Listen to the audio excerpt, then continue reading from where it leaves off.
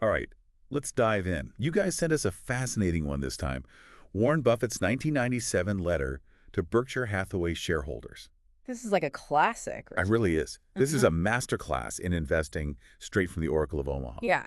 And you know what? Even decades later, this stuff is surprisingly relevant. So we're going to unpack the key takeaways, and I guarantee you'll be taking some notes. Oh, for sure. Buffett's shareholder letters, they're legendary in the investing world, and for good reason. He doesn't just report the numbers. Right. He explains his thinking, his philosophy. You really get a glimpse inside the mind of one of the most successful investors ever. Absolutely. Okay, so 1997, pretty good year for Berkshire, right? Yeah. 34.1% growth in book value per share. Sounds like a time to do a victory lap, but Buffett opens the letter with this analogy about a preening duck. Oh, yeah. The preening deck. Classic Buffett. Yeah. He's basically saying, hey, don't get too cocky just because, the tide is high. It's like he's comparing himself to a duck that thinks it's grown taller because it's floating higher on the water after a rainstorm, right? He's emphasizing humility, especially when the market's booming. And that is a great analogy.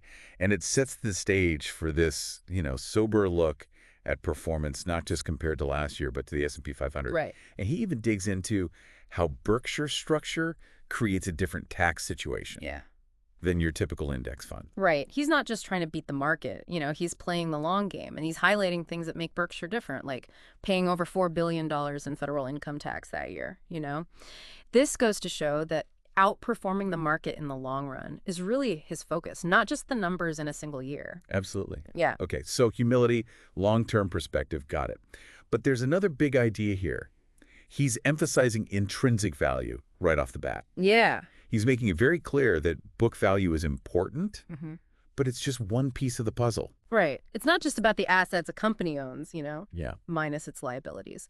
It's about the true worth of a business, its future earning potential, the strength of its brands, the quality of its management, all that stuff that isn't always reflected in the stock price. Yeah. So it's like looking under the hood of a car, not just judging it by the paint job.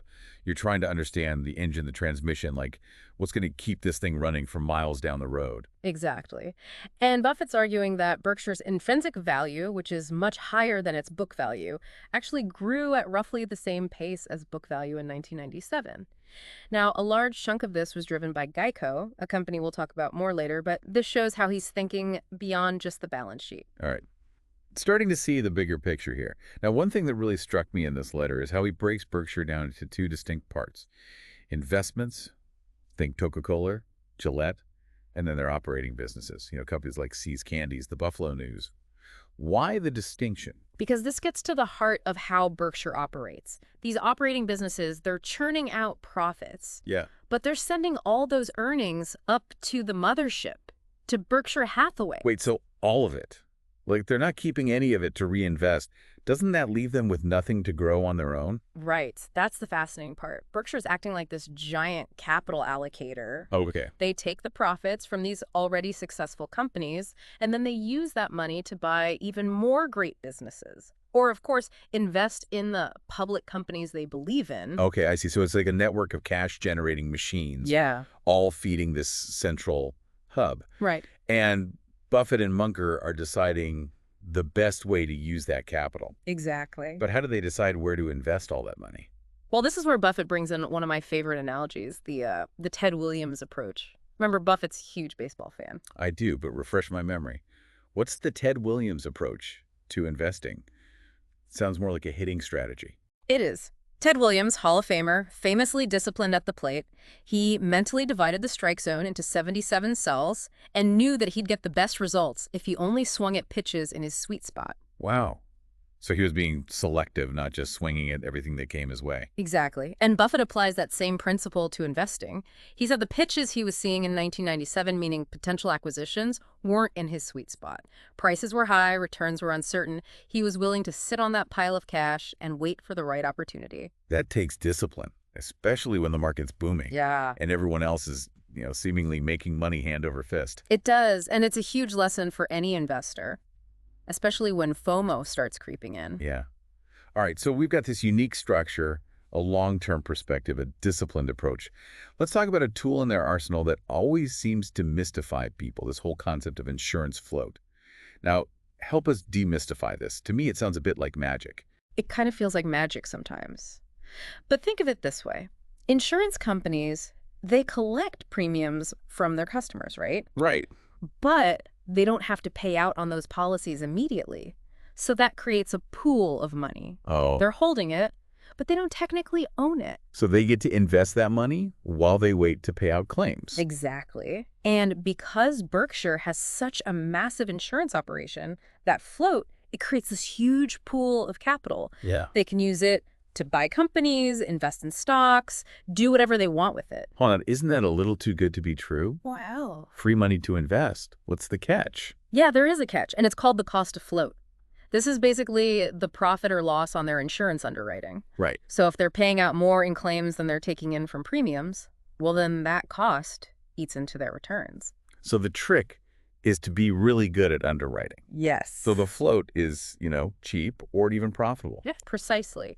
And that's where Berkshire excels, their long-term track record.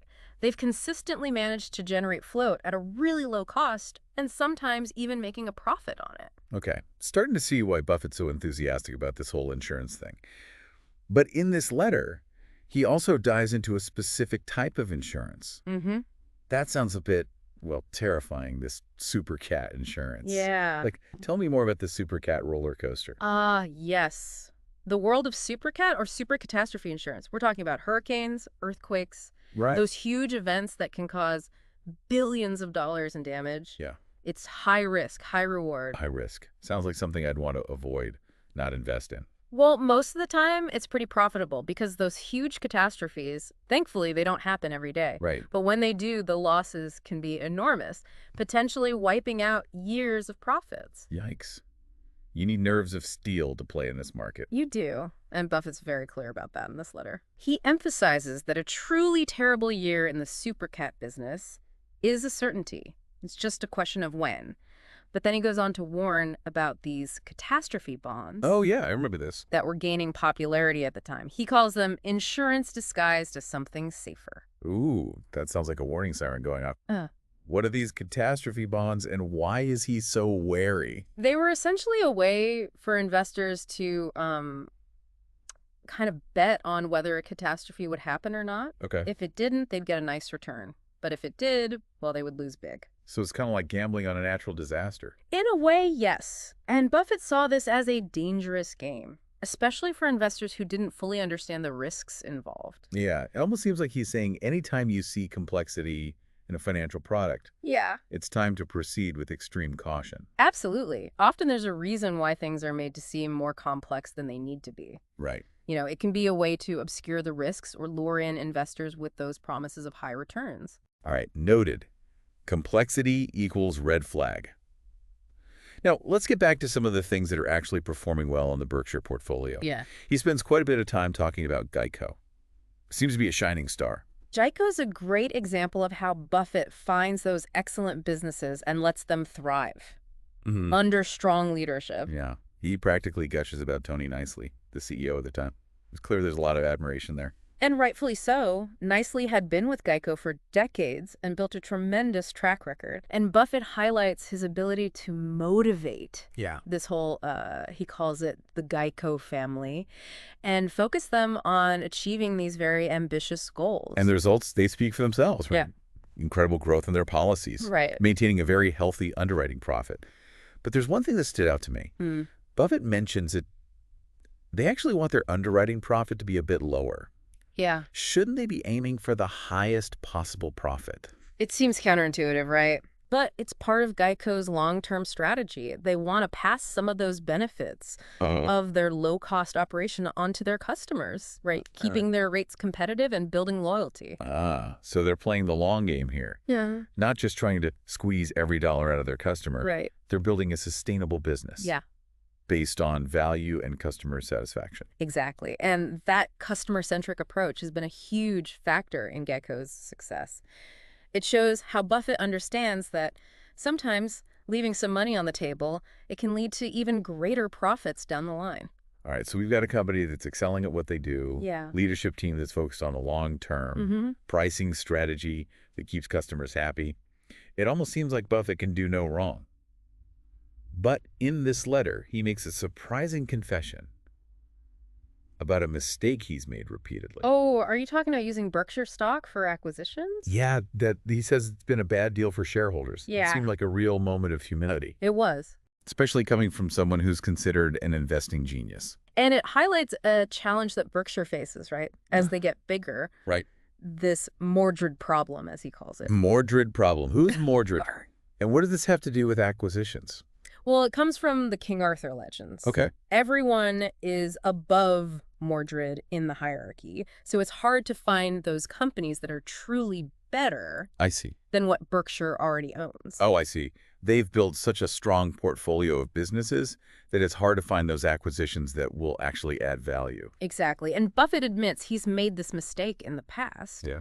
Issuing Berkshire stock for acquisitions that ended up costing shareholders money Yeah. in the long run. He even says, when I've issued stock, I've cost you money. Wow. That's a pretty blunt admission. Yeah. So how does a company like Berkshire solve this problem? Right. Like, how do they find those needle in a haystack deals that will actually move the needle? He lays out a couple of key principles in the letter. First, cash is king. Mm-hmm. He strongly prefers using cash for acquisitions Right. whenever possible because it avoids diluting ownership the way issuing new shares does. Makes sense. But what about when they have to use stock? Are there ways to kind of mitigate the downside? Well, he tries to structure those deals in a way that encourages sellers to take cash instead of stock, right? He gives them a choice. Right.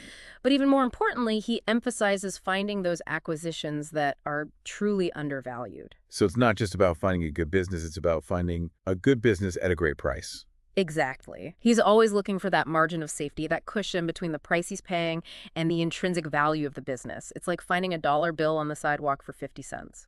Okay, so cash, undervalued assets, a willingness to walk away if the numbers don't make sense. Right. I'm getting a clearer picture of their acquisition strategy here. But even with all those filters, it sounds like finding the right acquisitions for Berkshire is getting tougher. Yeah, that's the Mordred problem in action. Right. As they grow larger, that pool of potential targets shrinks. It's a fascinating dilemma, Yeah. almost a victim of their own success. Yeah, for sure. And it leads to a question that I'd love for you to think about. If you were in Buffett's shoes, how would you approach this challenge of allocating capital for a company as big as Berkshire? Like, where would you even begin to look? That's a great question. Right. I mean, it's easy to just say, I'd buy more Apple, more Coca-Cola, but the reality is it's so much more complex than that. It really is. And you know what? This letter gives us a glimpse into the thinking that goes into those decisions. Now, Buffett famously skeptical of, market predictions. Right. But he does offer some thoughts on the market in this letter. So what's his take? Well, he actually revisits some comments he made the previous year Oh. at the annual meeting, Mm-hmm. where he and Charlie Munger said that the market wasn't necessarily overvalued if interest rates remained stable or fell, and if corporate profits continued to grow. So he's setting some conditions, right? Yeah. He's not making a blanket statement. So what happened? Did those conditions hold true? They did, to a large extent. Interest rates fell, corporate profits remained strong. Okay. But he does add a caveat. He says those high profit levels, they might not be sustainable Right. forever. So he's essentially saying, enjoy the party, but don't assume it's going to last forever. Right. There's a cycle to these things. Exactly. And even if the market as a whole isn't overvalued, he reminds investors that individual stocks can still be overpriced, right? Yeah. So it's a reminder to always, do your homework and make sure you're not overpaying for something, even if the overall market seems to be going up. So don't get swept up in the euphoria. Yeah. There's always the risk of overpaying, even in a bull market. Right. He emphasizes that the margin of safety, that cushion, it had been eroded in the booming market Yeah. of the late 90s. So this means there was less room for error. Yeah, it's like walking a tightrope without a net. Exactly. He even quotes himself. Oh, I love when he does that. Yeah. From a 1979 Forbes article, he says, "You pay a very high price in the stock market for a cheery consensus." Ooh, that's a good one. Meaning that when everyone is overly optimistic, Yeah. it can be a sign that things are getting a little out of hand. That's exactly. So that skepticism, Yeah. that contrarian thinking can be valuable tools, It can be. especially when things are hot. Right. Now let's talk about one of Buffett's, all-time favorite companies, Coca-Cola. It was Berkshire's largest holding in 1997, and he devotes a significant portion of this letter to discussing Coke's performance Yeah. and the legacy of its CEO, Roberto Goizueta. Yeah. Sadly, he passed away in October of that year. Yeah, you can really feel like the genuine sadness and the respect in his words when he talks about Goizueta. It's clear that they had a very close relationship. They did.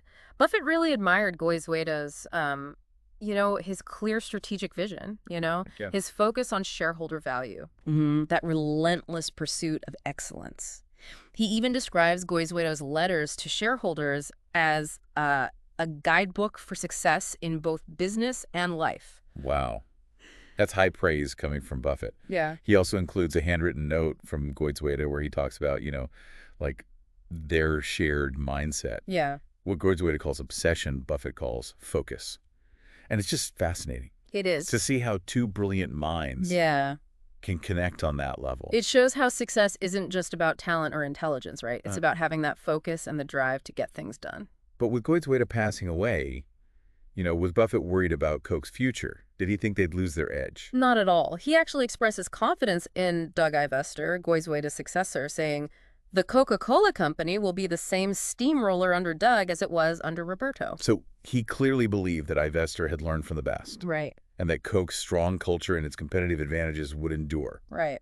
And history shows, he was right to be optimistic. Coke continued to perform very well in the years that followed. It just shows, the great companies, they can withstand these leadership transitions when they have the right foundation. All right, so we've covered investments, operating businesses, the market, even this, really touching tribute Yeah. to a friend and a business legend. But what else is there to unpack? I feel like we're just scratching the surface. Oh, we are. And there is a lot more. But maybe we should take a break here. Yeah, good idea. Come back and tackle the rest of this letter. All right. Well, folks, we've given you a lot to chew on already. For sure. Plenty more to come. So grab a coffee, take a walk. We'll be back soon Absolutely. to continue our deep dive Yeah. into Warren Buffett's 1997 letter. Okay.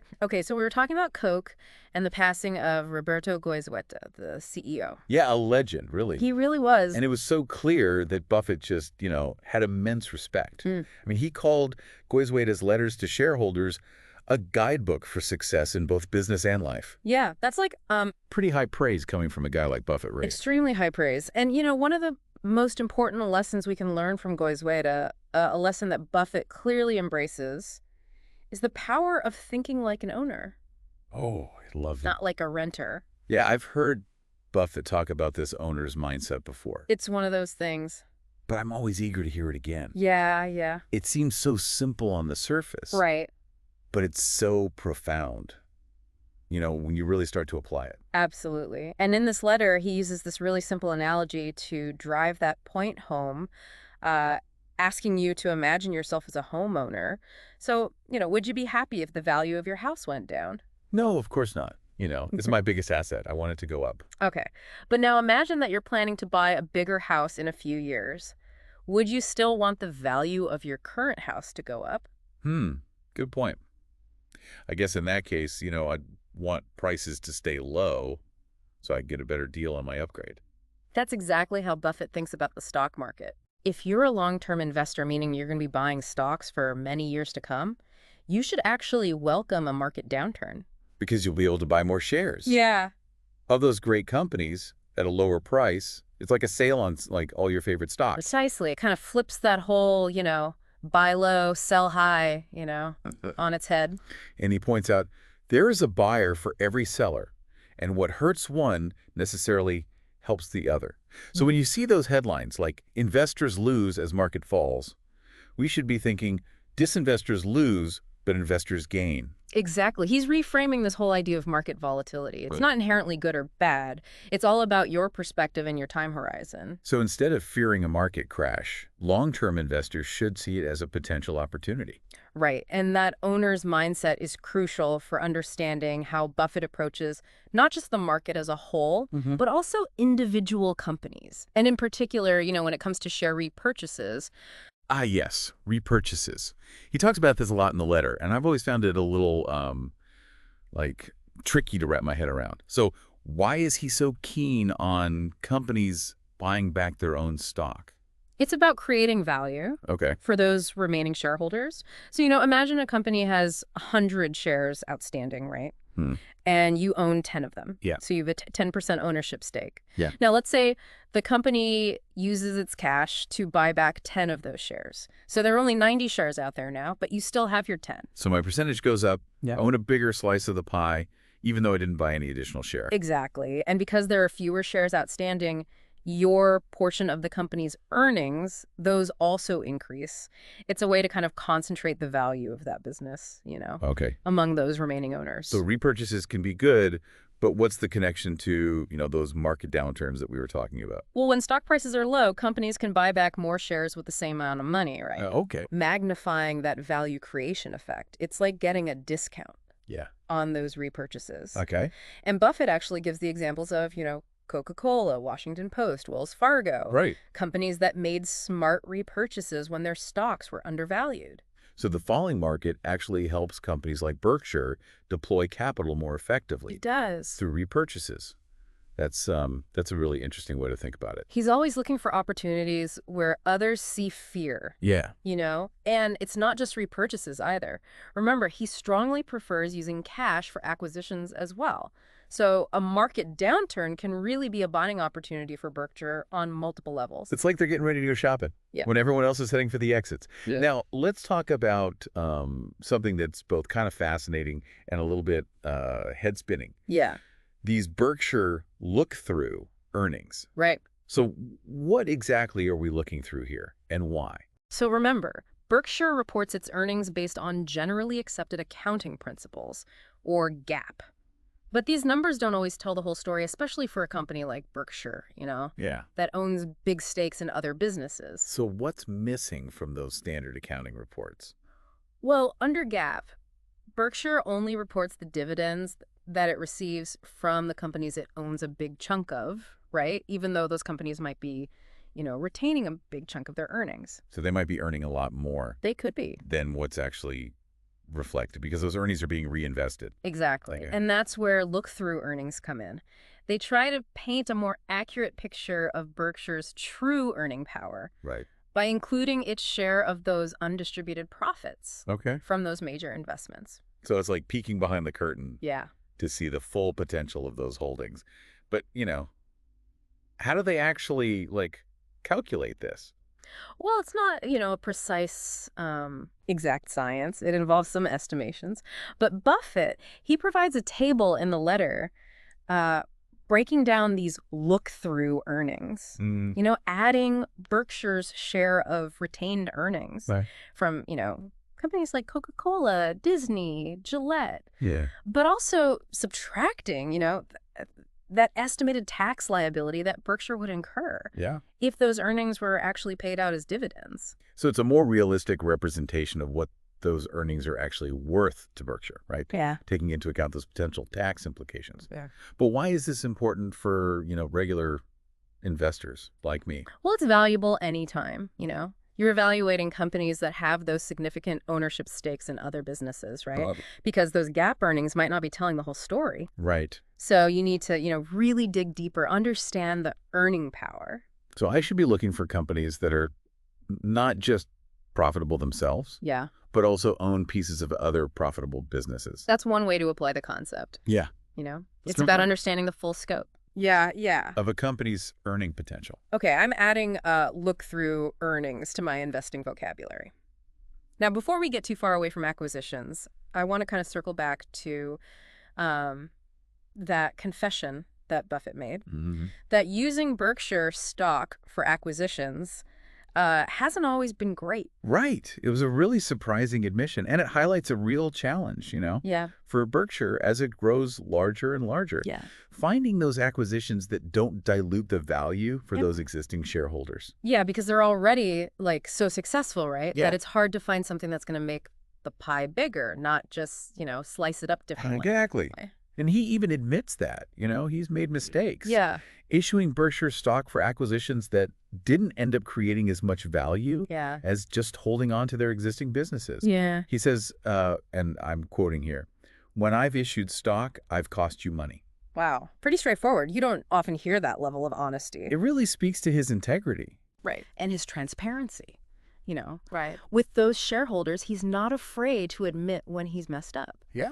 and learn from those mistakes. So what's the solution?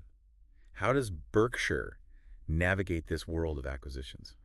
Well, he outlines a couple of key principles, right? Okay. First, he reiterates that preference for using cash Makes sense. for acquisitions. Right. That way, no dilution of ownership. But what about when they have to use stock? Yeah. Are there any ways to kind of make those deals more shareholder friendly?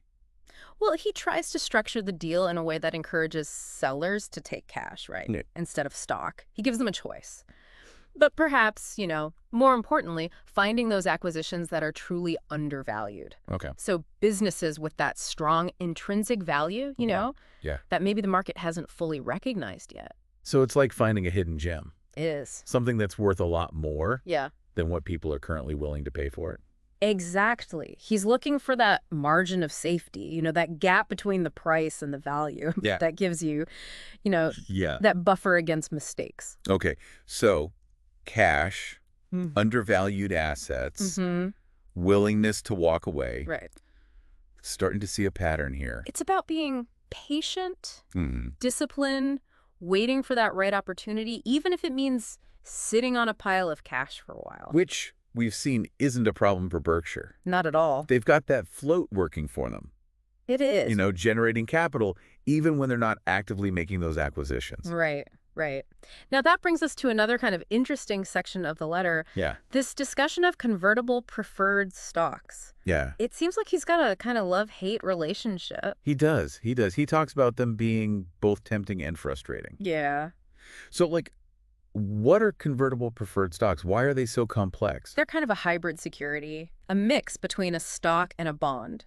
So, they pay a fixed dividend like a bond, but they also give the owner the option to convert them into common stock Okay. at a predetermined price. So you get the steady income, right, Yeah. from the dividend, but you also have that potential to participate in the upside if the stock price goes up. Exactly. I can see the appeal. Yeah, and in the 80s, in the early 90s, Buffett made quite a few investments in these convertible preferreds with mixed results. Yeah, he tells some really great stories He does. about his experience with companies like Gillette, First Empire State, Yeah. U.S. Air, Salomon. Yeah. Some were winners, some were losers, Right. but they all provided some really good insights into his approach. His investment in Gillette's convertible preferred in 1989, this turned out to be a huge winner. It grew to almost $5 billion by the end of 97. But then there's U.S. Air. U.S. Air. Right. Not his finest hour. Not exactly. He actually, he jokingly calls his track record with U.S. Air unblemished by success. Admitting to mistakes both in buying the stock and in, his repeated attempts to sell it at a loss. Yeah. He even says, next time I make a big, dumb decision, Berkshire shareholders will know what to do. Phone Mr. Wolf. He's talking about Stephen Wolf, the guy who came in as CEO Yeah. and turned the company around. Exactly. It's a classic Buffett, self-deprecating humor. Oh, right. But mixed with a genuine appreciation for someone who, could fix a mess. So what's the lesson here? Are these convertible preferreds a good investment or not? It depends. The key, as with any investment, is understanding, the terms of the security, assessing that underlying business, Right. and just deciding if that potential upside outweighs the risks. It's a reminder that even the Oracle of Omaha, he can get things wrong, He can. especially in this complex world of all these financial instruments. Yeah, for sure. Now let's shift gears to something a bit more straightforward. Berkshire's common stock investments. This is where we see the, the household names. Right. Coca-Cola, American Express, Disney, Gillette, those blue chips. Yeah, he's got this really detailed table He does. in the letter Yeah. listing all their major holdings at the end of 1997. It's really like a snapshot of what he considered the best businesses Yeah. in the world at that time. And it's so remarkable, Yeah. how consistent his approach has been Yeah. over the decades. He's still looking for companies with those durable competitive advantages, Right. strong management teams, a history of generating profits. Yeah, it's not about chasing fads, trying to time the market. It's about, identifying those So businesses yeah, for sure. that are built to last. And holding on to them. Now, even though he's notoriously skeptical, as we've talked about, of market predictions, Right. he does offer some insights into his thinking Yeah. about the market as a whole at the time. Okay, I'm all ears. Yeah. So what's his take on the market? He refers back to his comments from the previous year's annual meeting, Okay. where he and Charlie Munger said that the market, it wasn't necessarily overvalued Right. if interest rates remained stable or they fell. Okay. And if corporate profits, those continue to grow. So he's setting those conditions, right? Yeah. Not making a blanket statement. Right. So what happened? Did those conditions hold up? To a large extent, they did. Okay. Interest rates fell. Corporate profits, those stayed strong. But he did add, like a little word of caution. He said those high levels, profitability, they might not be sustainable forever. He's saying, like, don't get too comfortable. Right. Things can change. Exactly. Right. And even if the market as a whole isn't overvalued, individual stocks can still be overpriced. Okay. So it's a good reminder, right, Yeah. to do your homework Yeah. and not rely on just like the overall market sentiment. So Yeah. even in that bull market, you got to be selective. You do. Make sure you're not overpaying for something. Exactly. And he emphasizes that margin of safety had been eroded, in the booming market Right. of the late 90s. Less room for error.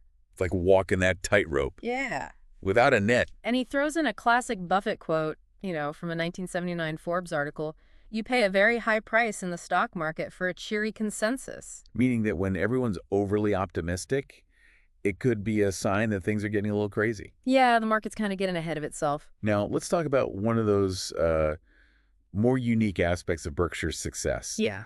Their insurance operations. We talked about this magic of insurance float. But Buffett, he goes into more detail in this letter. He does. And he really makes it clear that it's not, just free money. Right. There's a cost associated There is a cost. with it. Right. That cost of float is basically the profit or loss Okay. on their insurance underwriting. So if they're paying out, more in claims than they're taking in Right. from premiums, well, then that cost of float, it's positive, and that eats into those returns. So the trick is to be really good at underwriting, right? It is. To keep the float cheap. Or Yeah. even better, profitable. Exactly. And that's really one of Berkshire's, superpowers, Yeah. their long-term track record. Yeah. They've consistently managed to, generate float at a really low cost, sometimes even turning a profit on it. It's like they've found a way to make money before they even make money. It's true. And he includes a table in this letter that shows the growth of Berkshire's float over the decades, and the corresponding cost of float each year. And it's pretty remarkable. Since 1967, their float has grown at an average annual rate of over 20%. Wow. And it's almost always been either free or profitable. That's incredible. It really shows, how important it is to understand like different industries and how these dynamics can create these really cool opportunities. Right. It's not just about picking stocks. Right? Yeah. It's about understanding, entire businesses, Right. how they generate value. But as with anything in investing, there are risks involved. Yeah. Didn't he mention some potential downsides to like relying on this whole float thing? He does. He points out that, float can be volatile. Right. Especially in that super cat business. Remember, the super catastrophe insurance. Right. When a major disaster hits, Yeah. those claims, they can wipe out years Wow. of underwriting profit. So it's not always like a smooth, predictable ride, right? No, it's not. It's more like a roller coaster. Yeah. Exciting, Yeah. potentially profitable. But, there's ups and downs. But if you have the right expertise Right. and the strength to kind of ride out the rough patches, Yeah. the benefits can be huge. The long-term benefits are really significant. Now, within those insurance operations, there's one company that really stands out. Right. Geico. Yeah. We talked about their impressive growth. Right. And Buffett seemed to be a big fan. Oh, he's a huge fan of Geico. And Yeah. he really digs into, Yeah. like how they measure their performance, Yeah.